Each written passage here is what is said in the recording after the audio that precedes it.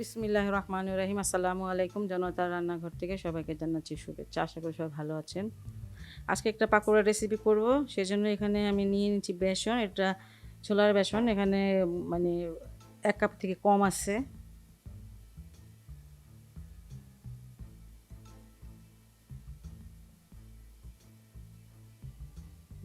এটা বেসনটা আমার আগে ঢালা উচিত হয় না, যাই হোক আমি এটা সাইডে রাখলাম। আর এখানে পেঁয়াজ কুচি কিছুটা নিয়ে নিয়েছি, বেশ কিছুটা পেঁয়াজ কুচি, 6টা কাঁচামরিচ কুচি, এখানে হচ্ছে 1 চুটকি হলুদ, আর আধা চামচ এটা হয়েছে মরিচের গুঁড়া। এটা যে ভেজে করা নেয় সেই মরিচের গুঁড়াটা। এখানে আধা চামচ থেকে কম, 1/4 চামচের ধনিয়ার গুঁড়া,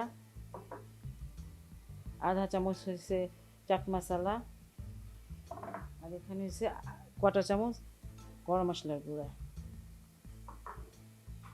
ওটা আমি চিলি ফ্লেক্স দিয়েছি, আপনারা না থাকলে মরিচের গুঁড়া দিতে পারেন। এখানে আমি লবণ নিচ্ছি স্বাদ মতন।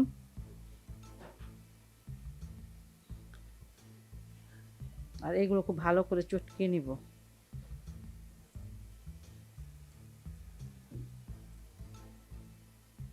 আর এখানে আমি আধা কাপ নিয়ে নিচ্ছি চালের গুঁড়া, এতটা হয়তো দিব না,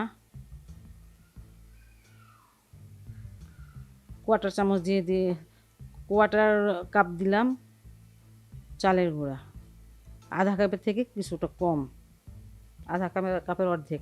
আর এখন আমি দিয়ে দেবো পানি, অল্প অল্প পানি দিবেন, একবারে বেশি পানি দিতে যাবেন না।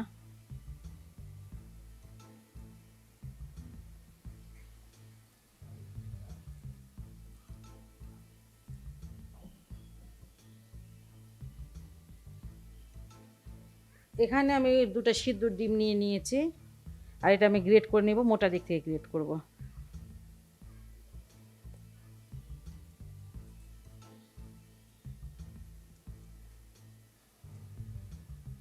এখানে আপনারা পুদিনা পাতা বা ধনিয়া পাতাটা দিতে পারেন।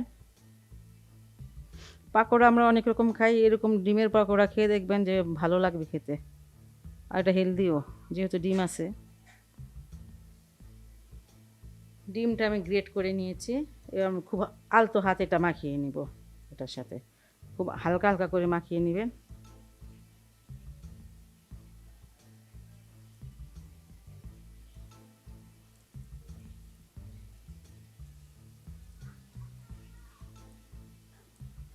মাখানো এটা আমার হয়ে গেল, আর এটা আমি রেস্টে রেখে দিব প্রায় 10 মিনিটের জন্য। পাকোড়াগুলো আমি ভাজতে চলে আসলাম, ফ্রাই প্যানে কিছুটা তেল দিয়েছি, আমি এটা শ্যালো ফ্রাই করব। একটা চামচ দিয়ে একটু দিয়ে দিচ্ছি, হাত দিয়েও এই কাজটা করা যায়, কোনো সমস্যা নেই।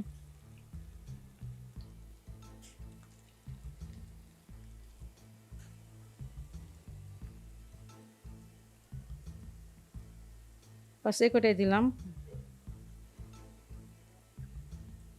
আমি এখন এটা উল্টিয়ে দিচ্ছি, শেপটা আপনার যেমন ভালো লাগে অমন দিবেন।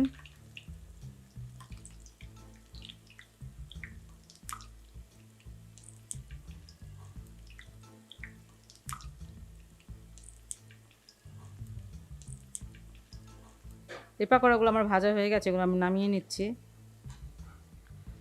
খুব হেলদি একটা পাকোড়া, আর খেতে বেশ ভালো লাগে। আপনি এটা বাসায় অবশ্যই ট্রাই করবেন। আর যদি আমার এই রেসিপিটা আপনাদের ভালো লাগে তাহলে অবশ্যই অবশ্যই আমার চ্যানেলকে লাইক, কমেন্ট, সাবস্ক্রাইব করবেন। আপনারা সবাই ভালো থাকুন, সুস্থ থাকুন, নিরাপদে থাকুন, এই দোয়া করি। আল্লাহ হাফেজ।